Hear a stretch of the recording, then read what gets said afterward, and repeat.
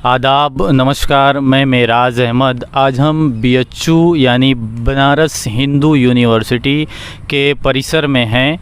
आज हम शशि भूषण समद JNU वाले कह सकते हैं, इनके साथ हैं। शशि भूषण समद एक एक्टिविस्ट हैं, एक राइटर भी कह सकते हैं। हिंदुस्तान के अलग अलग मुद्दों पर बेबाकी के साथ, मुखरता के साथ अपनी बातें रखते हैं। अभी ये पिछले कुछ दिनों से बनारस में रुके हुए हैं। हनुमान प्रसाद पोद्दार एक विद्यालय है, अंध विद्यालय है, जिसके बंद होने से ये यहाँ पे प्रोटेस्ट कर रहे हैं ताकि इसको फिर से रीओपन किया जाए। हम अपने चैनल पे शशि भूषण समद का स्वागत करते हैं। स्वागत है आपका। बहुत शुक्रिया दोस्त। तो पहला सवाल आपसे ये है, भूषण जी, आप अलग अलग मुद्दों पर धरना तथा अपनी बातें बेबाकी से, मुखरता के साथ रखते हैं।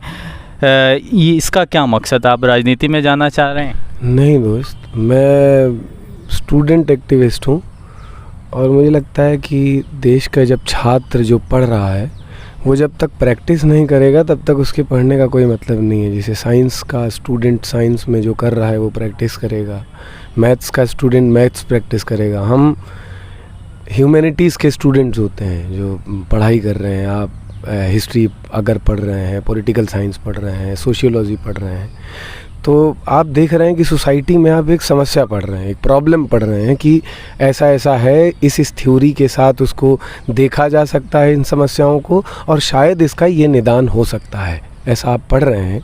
तो आपका ये मेरे को लगता है कि एक अपने एकेडमिक रुझान के प्रति अगर आप जुड़े हुए हैं, उससे पढ़ाई लिखाई से जुड़े हुए हैं, तो आप वो ग्राउंड पे प्रैक्टिस करते हैं। तो मैं बस प्रैक्टिस कर रहा हूँ।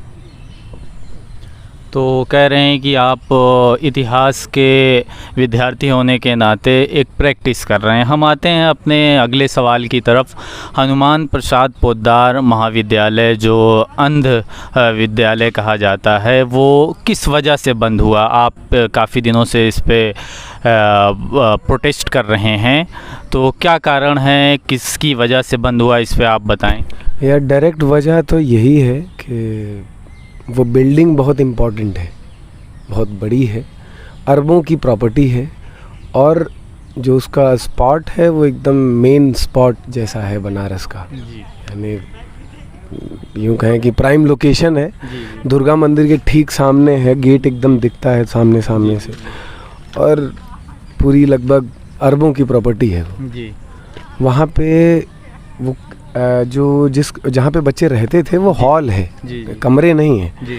तो बड़े बड़े हॉल, मतलब 60 बच्चे एक हॉल में रहते थे। तो उसको मॉल में शिफ्ट कर देने में बस सीढ़ियाँ लगानी है, वो मॉल बन जाएगा। अच्छा। तो उसको बस वहाँ से ब्लाइंड लोगों को हटाना है और मॉल बना देना है, ये एक डायरेक्ट रीज़न है। बाकी इसमें तमाम तरह की चीज़ें हैं कि वो ट्रस्ट की बिल्डिंग है, जिसको श्री हनुमान प्रसाद पोद्दार सेवा स्मृति ट्रस्ट चलाता है। किशन जालान जो यहाँ के सबसे बड़े जो है व्यापारी हैं, वो यहाँ के वो हैं, क्या कहते हैं, प्रेसिडेंट हैं उस ट्रस्ट के, और उनके हिसाब से ये सब कुछ हो रहा है। वो ये सब कुछ करवा रहे हैं, ये मॉल बनाना चाहते हैं, वो पढ़ा चुके हैं वो बच्चों को। इस वजह से बच्चों को वहाँ से निकाल दिया गया है। आज देखिए कोरोना का टाइम है, लेकिन सारे स्कूल्स खुले हैं वैसे। मतलब बच्चे को अगर TC मार्कशीट लेनी है तो जाके ले सकता है ना, बट उस स्कूल का दरवाज़ा बंद है, गेट बंद है, अंदर से बंद कर रखा है। इस तरह से एक रवैया इनका, और उस आज तक सरकार का भी जो रवैया रहा इस पूरे प्रकरण पे, वो इसके साथ मिल के देखना होगा कि किस तरह से ये लोग, DM को पता है कि स्कूल में समस्याएं हैं, तमाम तरह की प्रॉब्लम्स हो रही हैं, लेकिन वो कोई जवाब नहीं दे रहे, कोई बात नहीं कर रहे हैं। 2018 में भी एक बार कोशिश हुई थी, तो एक सुरेंद्र सिंह यहाँ पे DM थे, उन्होंने बचाने की कोशिश की थी और कहा था कि अगर आप नहीं कर सकते हैं तो आप ट्रस्ट छोड़ दीजिए, हम नए ट्रस्टियों की नियुक्ति करेंगे और चलवाएंगे विद्यालय। लेकिन उन्होंने कहा कि नहीं हम चलाएंगे, क्योंकि उनको पैसा मिलने का फिर प्रॉमिस हो गया। शायद सरकार ने इनको 49 लाख रुपए दिए या नहीं दिए, ये तो कागज़ में कहीं कहीं लिखा है, कहीं कहीं नहीं लिखा है। इतने होशियारी से इसको अपनी गिरफ्त में लेने की कोशिश की जा रही है। जलान पहले आदमी नहीं है, ये पहला इंसिडेंट नहीं है। तमाम एक करमाइकल लाइब्रेरी यहाँ पे पहले हुआ करती थी, उसके भी संदिग्ध आरोपी हैं ये। गौशाला चलवाते हैं, उसमें गाय की तस्करी का आरोप है इनके ऊपर। जलान जितने भी यहाँ पे ट्रस्ट हैं, जितने मंदिर हैं, उन सब में लगभग ट्रस्टी हैं, सब में ट्रस्टी हैं। और सरकार की पॉलिसीज़ में सोशल वर्क करने का बहुत फ़ायदा होता है। आप अगर सोशल वर्क कर रहे हैं तो आपको तमाम तरह के टैक्सेस से निजात मिलती है, आप बहुत सारी सुविधाएं मिलती हैं आपको टैक्सेस में, पैसों में। आप उसको अपने व्यापार के लिए बेहतर इस्तेमाल कर सकते हैं। तो ये, और दूसरा कि एजुकेशन को प्राइवेटाइज करने का जो ये सरकार का नीति शुरू से जो हम देख रहे हैं उसके तहत, और दूसरा कि जो मेन स्ट्रीम पॉलिटिक्स है उसमें डिसेबिलिटी कोई स्थान रखती नहीं है। विकलांग लोग क्या स्थान रखते हैं? 2-4 अंधे हैं, 2-4 लंगड़े। सरकार और जनता सारे लोग एक ही तरह की मेंटेलिटी के हैं, और ये मेंटेलिटी भी सरकार बो रही है। जनता की गलती नहीं है, जनता बहुत प्यारी होती है, उसको जो चीज़ प्यार से बता दो, जो चीज़ ठीक से कह दो वो।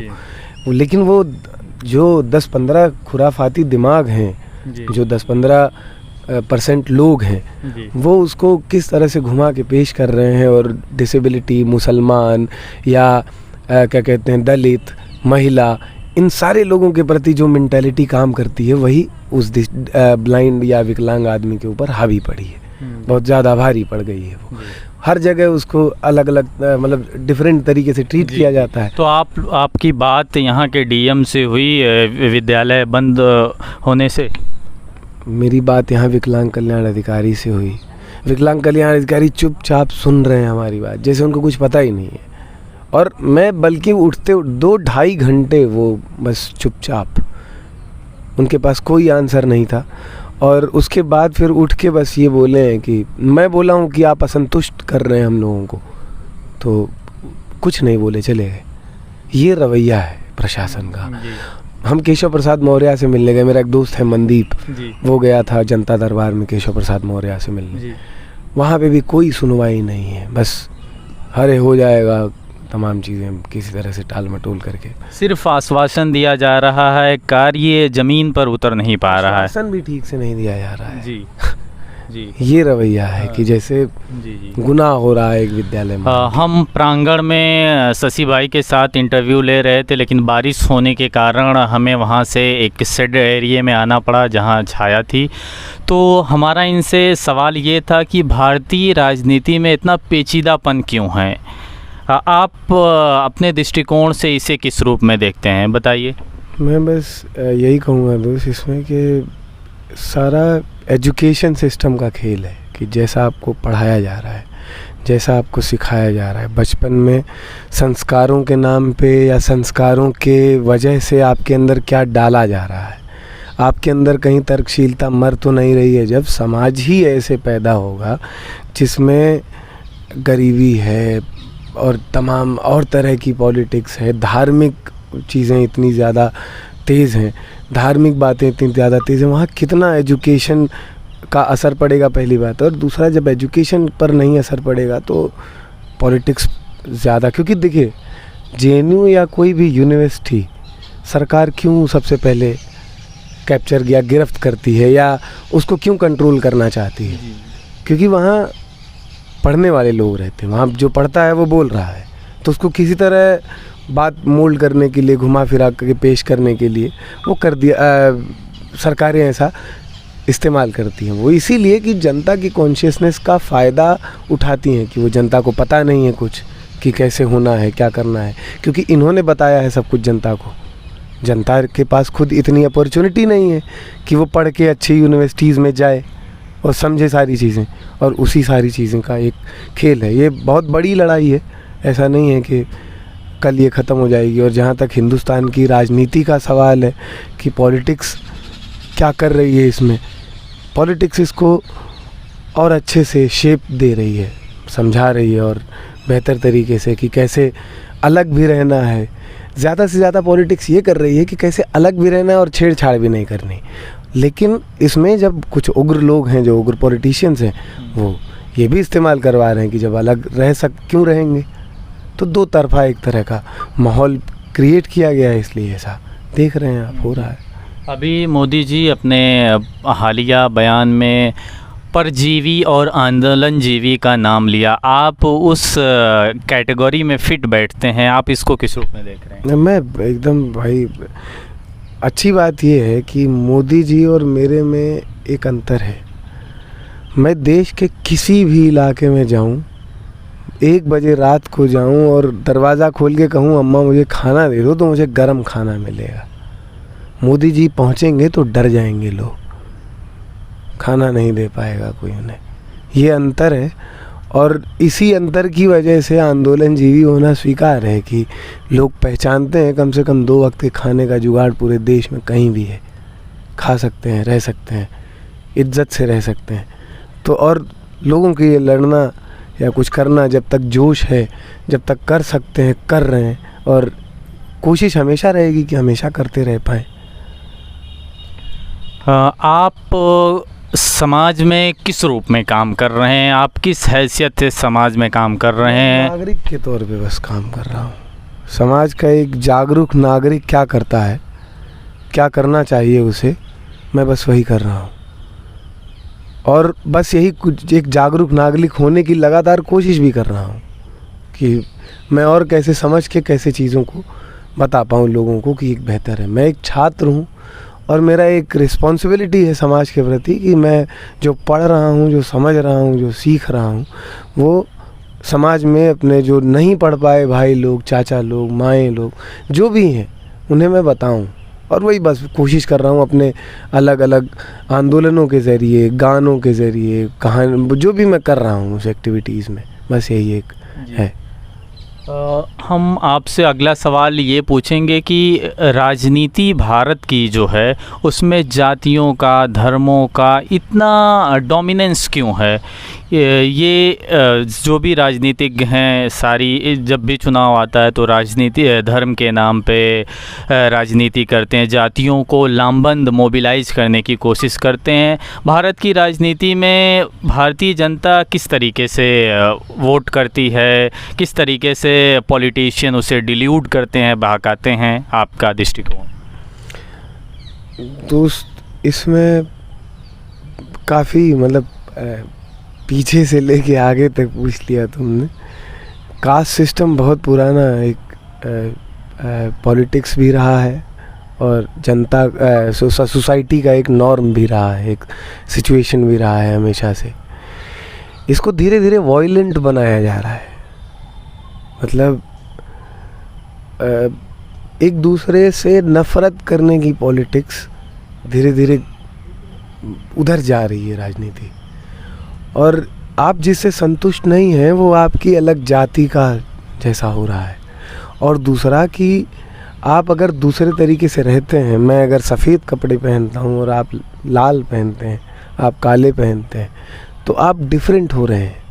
ये एक समस्या है सोसाइटी में, और ये भी इसी वजह से आ रही है कि स्टेट ने जनता की सारी अपॉर्चुनिटीज़ पे कंट्रोल कर रखा है। वो मिलिट्री पे खर्चा कर रही है, वो और तमाम चीज़ों पे खर्चा कर रही है, जो बिल्डिंग बनवा रही है, विधायक को पैसे दे रही है, लेकिन जनता से उसको कोई मतलब नहीं है।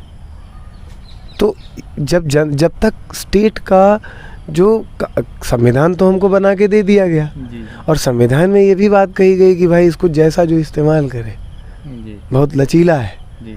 और उसी लचीलेपन का इस्तेमाल पूंजीपति या सरकार जो हम देख रहे हैं, मोदी सरकार है, वो इस्तेमाल कर रही है। आप पिछले काफ़ी दिनों से बनारस में अलग अलग आंदोलनों में और प्रोटेस्ट कर रहे हैं। आप, ये मोदी जी की सीट है, पार्लियामेंट्री सीट है वाराणसी, आप यहाँ पे कुछ विकास देख रहे हैं? विकास कुछ परवान चढ़ा है वाराणसी में? रातों रात विकास होते देखा है। मतलब मैं यहीं था, मोदी जी आ रहे थे तभी भी मैं यहीं था। मधुबन के आसपास का जो थोड़ा सा एरिया है, सड़क है, वो फूटी हुई थी, और लंका गेट पे थोड़ा फूटा उठा था आसपास। सब कुछ रातों रात बन गया, बना दिया गया, बुलडोज़र वगैरह ला के सेट किया गया, सारा चीज़ सजावट हुई बढ़िया। तो मैं तो रातों रात विकास देख रहा हूँ। और दूसरा कि उन्हीं एरियाज़ में विकास देख रहा हूँ जहाँ से मोदी जी गुज़रते हैं, जहाँ जाते हैं, जिस दिशा में जाते हैं। काश पूरी अगर दुनिया में एयरपोर्ट सिस्टम हो जाता तो शायद सड़कें लोग भूल जाते कि कैसा होता है। मोदी जी ऊपर ऊपर आते, लोग भी ऊपर ऊपर देखते और सब कुछ ऊपर ऊपर हो जाता। आपके कहने का मतलब विकास ने अपना स्थान नहीं ले पाया मोदी जी पार्लियामेंट। बाढ़ आई जी।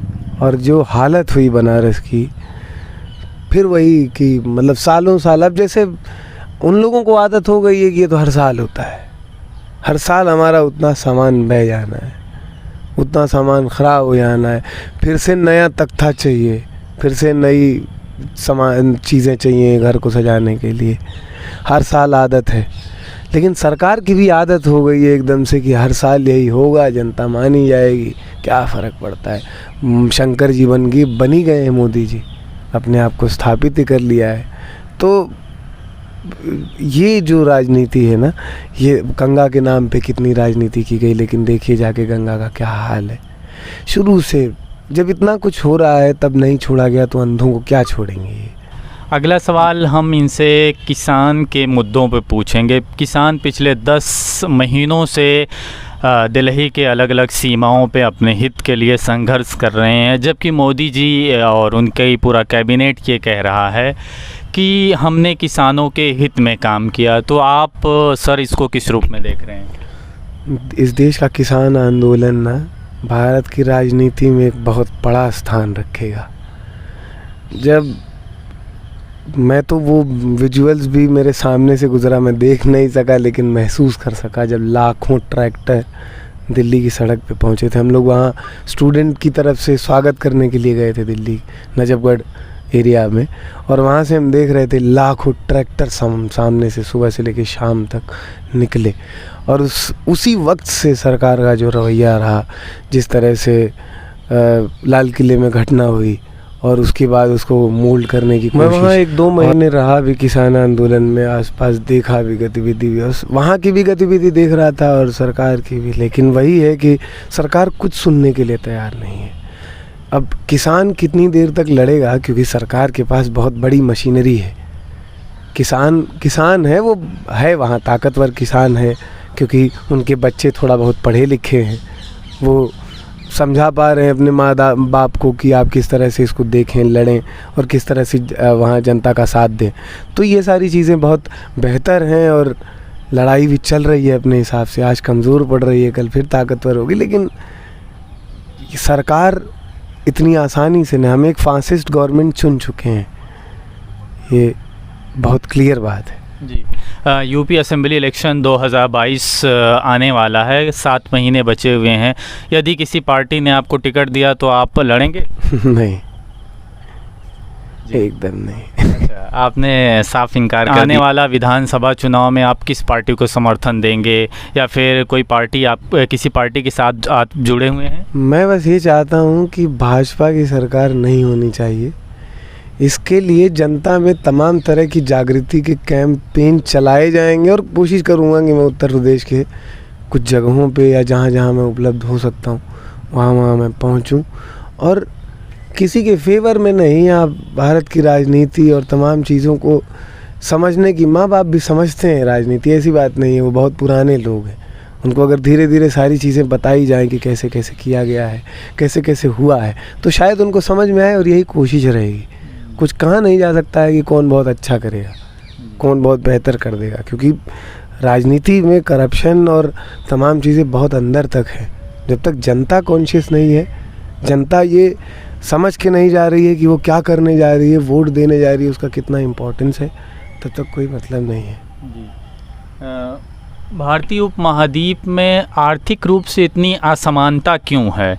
अगर हम एक एग्ज़ाम्पल के साथ लें तो 13 लोगों के पास 50% हिंदुस्तान की पूरी प्रॉपर्टी है, पूरी एसेट है। ऐसा क्यों है?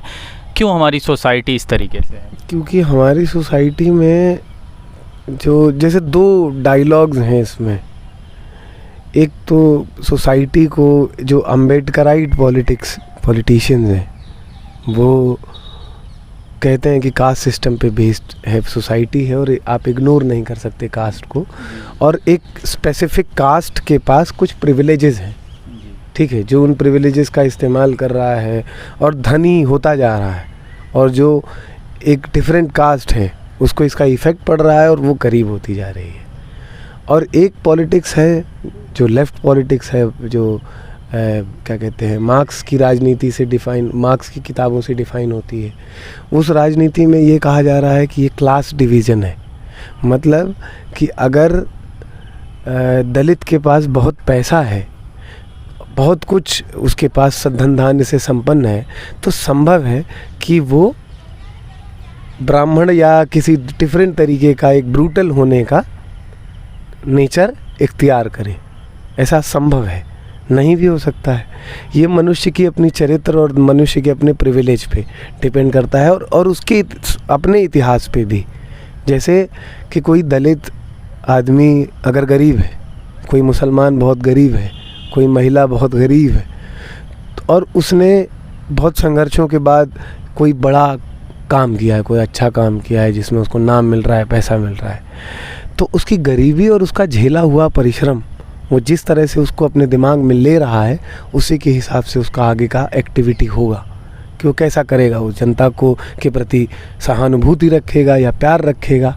ये आदमी की अपनी मेंटालिटी पे असर करता है। इसलिए क्लास एक स्ट्रक्चर है कि कुछ क्लास के पास धन संपत्ति है, जो अपने आप को इलीट बना के रखा है, पैसा उसके पास है, और जो एक मतलब मार्जिनलाइज क्लास है वो नीचे जाती जा रही है, जो गरीब लोग हैं वो नीचे जाते जा रहे हैं। जी। आपने अपनी पढ़ाई का कुछ हिस्सा JNU में भी किया, हम चाहेंगे कि JNU के आप तजुर्बात शेयर करें। JNU की जो एक कंडीशन है उसको आप बयान करें। देखिए, JNU बहुत बेहतरीन यूनिवर्सिटी है, और मुझे लगता है कि देश में ऐसी हर ज़िले में ऐसी यूनिवर्सिटी होनी चाहिए, एक जहाँ पे अपने आप को एक्सप्लोर करने की पूरी आज़ादी है आपके पास। कोई भी चीज़ किसी तरह की ओछी मानसिकता से घिरी हुई नहीं है, क्योंकि वहाँ डिफरेंट तरह के लोग हैं, अलग अलग राज्यों से, विदेशों से प्रोफेसर्स हैं, अलग अलग राज्यों से, और अलग अलग आइडियोलॉजी सोच के डिफरेंट तरीके के लोग हैं, और वो एक तरीके से एक प्लेटफॉर्म पे एक साथ रहते हैं। तो वहाँ एक डिफरेंट तरीके का इन्वायरमेंट क्रिएट होता है, जिसकी वजह से छात्र को अगर उस जगह को समझे और सोचे और बिना किसी पूर्वाग्रह के सोचे, तो वो एक बेहतर नागरिक स्टूडेंट बन सकता है अपने मेंटालिटी पे। मैं वहाँ की राजनीति की बात नहीं कर रहा हूँ, मैं वहाँ के स्कोप की बात कर रहा हूँ कि कितना वहाँ एरिया है, आप क्या कर सकते हैं, एक्सप्लोर कर सकते हैं। जहाँ तक राजनीति का सवाल है, तो जहाँ राजनीति है वहाँ करप्शन है, वहाँ तमाम तरह की बातें भी हैं और वहाँ होंगी भी। लेकिन हाँ, JNU जैसा इलेक्शन मैंने अपने छात्र जीवन में कभी नहीं देखा है। फ्री, बिना पैसे का, पूरी कॉन्शियसनेस के साथ एक छात्र वोट दे रहा है, उसको पता है कि वो किसको वोट दे रहा है, क्यों वोट दे रहा है, हर चीज़ क्लियर है सब कुछ। और छात्र आंदोलनों में छात्र बढ़ चढ़ के हिस्सा ले रहा है, जो धीरे धीरे डिस्ट्रॉय करने की कोशिश की जा रही है स्टेट के द्वारा। लेकिन वो डिपेंड करता है कि उस आइडियोलॉजी या उस जगह की खासियत के बारे में कि वो कब तक इसको कैप्चर करके रख पाए। कोरोना जो एक भीषण बीमारी थी, पिछले 2 सालों से जिस हिसाब से बहुत सारे इकोनॉमिक कंडीशन को डेमोलिश किया, बहुत सारे विद्यालयों में एजुकेशन नहीं हो पाई, गंगा में बहुत सारी लावारिस लाशें गई, क्या ये सरकार की मिसमैनेजमेंट है? जाहिर सी बात है, एक नागरिक जब पैदा होता है, आपका सबसे बड़ा अधिकार है कि आप इस देश के नागरिक हैं। आपका कोई कुछ नहीं कर सकता, सबसे बड़ा अधिकार है। और ये अधिकार भी इसीलिए है क्योंकि स्टेट ये दावा करता है कि पैदा होने वाला प्रत्येक जीव जंतु और मनुष्य स्टेट की सुरक्षा में है, स्टेट की रिस्पॉन्सिबिलिटी है। तो आप पैदा होते ही अपने माँ बाप से भी ज़्यादा सरकार का दायित्व है। माँ बाप तो एक मोरल ग्राउंड है, एक नैतिक दायित्व है कि हमने पैदा किया है और हम पालेंगे। लेकिन आप जब पैदा होते हैं तो किसी देश में रहने की शर्त यही होती है कि आप वहाँ की संरक्षण में हैं, सुरक्षा में हैं उस स्टेट की। और जब इतना भीषण नरसंहार हो रहा है, ये स्टेट की गलती नहीं, ये स्टेट की साजिश है, मारा गया लोगों को। ये मोदी जी और तमाम लोग इसमें मिले हैं, ये जानबूझ के सब कुछ हुआ है। आज से कितने साल पहले डॉक्टर कफील ख़ान ने जब आवाज़ लगाई थी ऑक्सीजन के लिए, तो किसी ने आज तक उनको जेल में डाला गया, कितने दिन वो जेल में रहे। मुझसे मुलाकात भी हुई थी जब मैं चोटिल था, मुझे चोट लगी थी तो उस समय ये नहीं देखा जा रहा था। और जबकि इंडिया प्रोड्यूस करती है ऑक्सीजन, इंडिया बेचती है। और सरकार कह रही है कि मुफ्त वैक्सीनेशन हिंदुस्तान में पूरी दुनिया में सबसे ज़्यादा हुआ है। आप इसको किस रूप में देख रहे हैं? कितने सेक्शंस वैक्सीन है। मेरे गांव में सरकार के पास इतना अवेयरनेस का काम नहीं करती, इतना दिमाग नहीं है मतलब सरकारी लोगों के पास कि गांव में जिसके पास जो अनपढ़ है, जो थोड़ा गांव में ही रहा है, उसको ये समझा पाए कि ये वैक्सीनेशन उनके लिए ज़रूरी है। गांव में लोग ले ही नहीं रहे, आप अवेयरनेस ही नहीं क्रिएट कर पा रहे हैं। और जो लेना चाहते हैं, जैसे डिसेबल्स, विकलांग लोग, उनके लिए कोई ऐसी सुविधा नहीं है कि वो आराम से जाके ले पाएँ कंफर्टेबली। तमाम ऐसे देश के विकलांग छात्र, तमाम नहीं, लगभग 2 करोड़ विकलांग लोग हैं इस देश में, जिनको अवॉइड करके रखा गया है, जिनको दूर रखा गया है। 18 लाख आपके यहीं पे यूपी में है जिनको पढ़ने की ज़रूरत है, और स्कूल्स बंद किए जा रहे हैं। तो कितने आप देख सकते हैं या समझ सकते हैं कि किस तरह से सरकारों ने हवाला दे के किस तरह से कागज़ों में चीज़ें हैं और ग्राउंड पे क्या है। Being a visually challenged person, आप सरकार से क्या चाहेंगे? मैं तो सबसे पहले स्कूल्स चाहूँगा कि ये जो 4 स्कूल है, 18 लाख बच्चे हैं उत्तर प्रदेश में, 4 और 2 ही महिलाओं के स्कूल हैं। केंद्र शासित एक भी स्कूल नहीं है। 2 करोड़ अंधे हैं महिला पुरुष मिला के। इन सारे लोगों को एजुकेशन चाहिए, और एजुकेशन बेसिस ऑफ राइट चाहिए। ऐसा नहीं है कि सेवा, आप जो ट्रस्ट सिस्टम में सेवा का एक पैटर्न चलाते हैं और उसके हिसाब से हमको एजुकेशन दे रहे हैं। हमको अधिकार के तौर पे हमारी शिक्षा चाहिए, और ठीक से रखा जाना चाहिए, हमें अच्छा खाना दिया जाना चाहिए, अच्छी परवरिश दी जानी चाहिए। ये स्टेट की रिस्पॉन्सिबिलिटी है। और स्कूल्स बनाए जाएं, हम लोगों को अपॉर्चुनिटी दी जाए कि हम एक्सप्लोर कर पाएँ ज़िंदगी में, ताकि एक शशि भूषण है या एक अभय शर्मा है या एक रघुवीर शरण श्रीवास्तव है या एक जो रविंद्र जैन है, वो कई और बन पाएँ, कई औरों को स्पेस मिले और वो कर पाएँ। और ये सिर्फ और सिर्फ एजुकेशन सिस्टम और अपॉर्चुनिटी का दोष है। अंत में हम आपसे पूछेंगे कि आपने अपना एक्टिविज़म का कैरियर कैसे शुरू किया? आप इस रास्ते में कितनी हर्डल्स फेस कर रहे हैं, क्या प्रॉब्लम्स आई, आप इसको संक्षिप्त में बताना चाहें? देखिए, एक्टिविज़म जब ये छात्र जब कॉन्शियस होता है ना, स्टूडेंट वो जो पढ़ रहा है उसके प्रति जब वो जागरूक होता है, तब उसके साथ ये होता है। उसको ये झेलना पड़ेगा, क्योंकि वो बोलेगा गलत हो रहा है तो, या वो रिएक्ट करेगा। रिएक्ट करना उसको आसान लगता है, चुप नहीं बैठ सकता है। और इसी वजह से आपको देखिए, कोरोना में जो हम जनता की जो हालत थी, वही अपनी भी हालत थी। कोई नौकरी नहीं थी, कोई काम धंधा नहीं था। हम जेएनयू में बैठे हुए थे, 2 वक्त का खाना मिल जा रहा था और कुछ नहीं, मतलब कोई आउटसाइड कोई नहीं, या खाना भी नहीं मिल पा रहा है ठीक से। तमाम तरह की दिक्कत जो जनता ने झेली वो हमने भी झेली। आज भी तमाम इस तरह की जो आंदोलनों में, आंदोलन का पैसा कौन दे रहा है? जो जनता खाती है वो खाते हैं, जो सड़क पे मिल जाता है वो खा लेते हैं। ये एक आंदोलन में होता है, और इतनी करने की क्षमता है तब आप कर सकते हैं, या उसको बर्दाश्त नहीं करना है। एक्चुअली ठीक है, कोई समस्या नहीं है। और दूसरा ये कि जिस दिन अपना चांस आएगा कि हमें भी लगेगा कि अब स्टेबल होना चाहिए या कोई ऐसी अपॉर्चुनिटी सामने आएगी जिसमें स्टेबिलिटी चाहिए होगी, तो हम करेंगे और अपने आंदोलनों को, अपने लोगों को दूसरे तरीके से और ऊपर स्टैंडर्ड बना के लड़ाएंगे, उन्हें लड़ेंगे। ये थे हमारे साथ शशि भूषण समद, जो एक छात्र के रूप में एक्टिविज़म कर रहे हैं। ये लिखते भी हैं कुछ कहानियाँ, सरकार के मुखर विरोधी हैं। ऐसी नीतियाँ जो सरकार को या फिर देश के नागरिकों को क्षति पहुँचाती है, उस पर बेबाकी के साथ अपना रिएक्शन देते हैं। बहुत बहुत शुक्रिया हमारे साथ अपना वक्त साझा करने के लिए।